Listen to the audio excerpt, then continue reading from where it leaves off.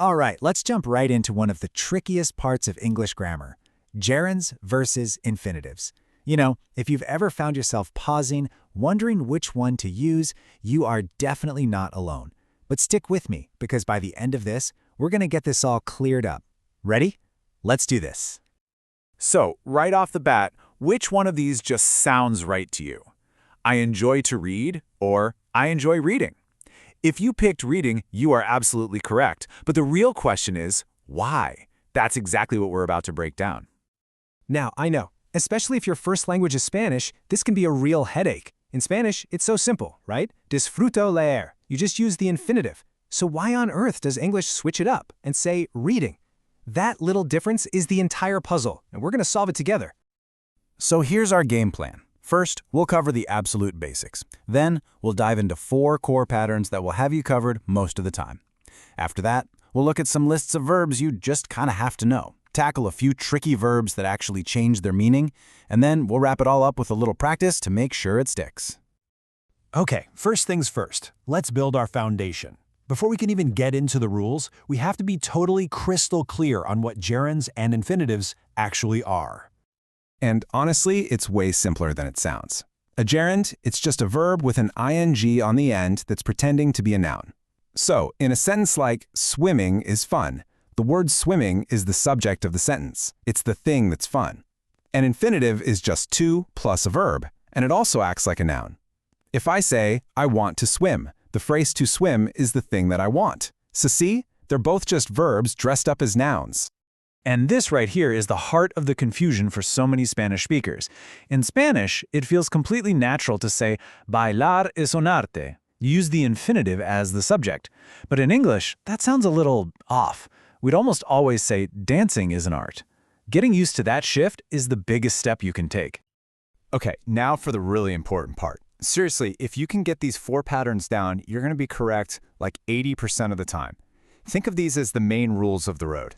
First up, if a verb is the star of the show, the subject of the sentence, English really prefers the gerund.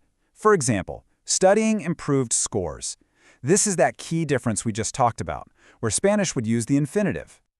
Pattern number 2 is my favorite because it's so simple and reliable. If you see a preposition, words like after, before, by, without, on, the verb that comes right after it is going to be a gerund. It's a beautiful rule with basically no exceptions. You get better by practicing. It's that simple. Okay, let's switch gears to the infinitive. Pattern 3 is all about adjectives. Usually, if you use an adjective to describe something, the verb that follows will be an infinitive. It was difficult to measure. I was happy to help. It's like the adjective sets up a reason and the to verb explains it. And our last core pattern, we use the infinitive to explain the purpose of something, the why. Why did you come here? To learn English. What is the goal? To increase scores. If your sentence answers the question, why, you're probably going to need an infinitive. All right, our foundation is solid. Now we get to the part that's less about rules and more about just getting to know which words hang out together.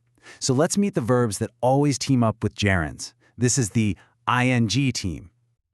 Here are some of the heavy hitters on the ing team. You enjoy watching movies. You avoid driving in traffic. You should keep practicing English. And hey, look at that. Enjoy is right there at the top. See? That's why our opening sentence was, I enjoy reading. It's all connected. So you've met the ing team. Now let's bring out the other side, the verbs that almost always partner up with an infinitive. Let's meet the to team.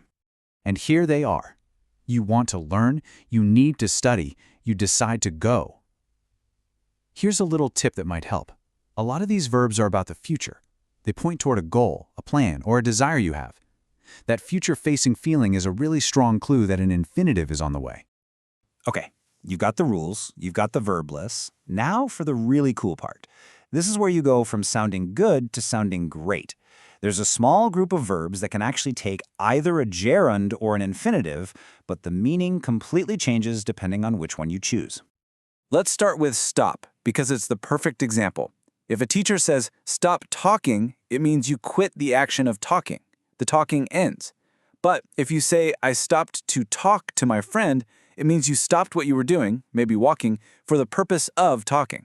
One means quit, the other means pause for a reason. Remember is another big one, and this is all about time. When you use a gerund, you're talking about the past. I remember studying means you have a memory of doing that. But with an infinitive, you're talking about the future. Remember to study is a reminder not to forget a future action.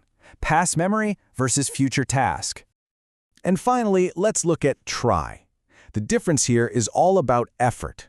If I say, try using flashcards, it's a suggestion. It's like an experiment. See if it works. But if I say, try to finish your homework, well, that implies a challenge. It means you have to make a real effort to get it done. It's gonna be tough. Fantastic! You've made it through all the rules. You now have all the tools in your grammar toolbox. So let's put them to the test with a couple of quick questions. You ready for this? Okay, number 1, the research suggests, implement new teaching methods. So what's our key verb here?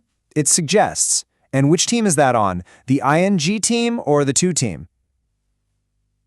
That's right, it's on the ing team. So the answer is, the research suggests implementing new teaching methods. You got it.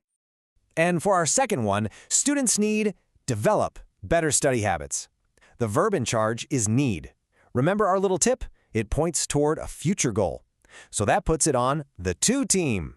The correct answer is, students need to develop better study habits. Awesome job! So let's just quickly pull it all together. Here are the 4 things you really need to remember. 1. Gerunds are for subjects and after prepositions. 2. Infinitives are for following adjectives and showing purpose. 3. Those verb lists are your best friend. Get to know them. And 4. Always watch out for those tricky meaning changers like stop, remember, and try. And that's a wrap on our deep dive. But listen, knowing this stuff is one thing. Using it is everything. The only way it's really going to stick is if you put it into practice. So my challenge to you is this. What will you practice using today? Thanks for joining me, and happy learning.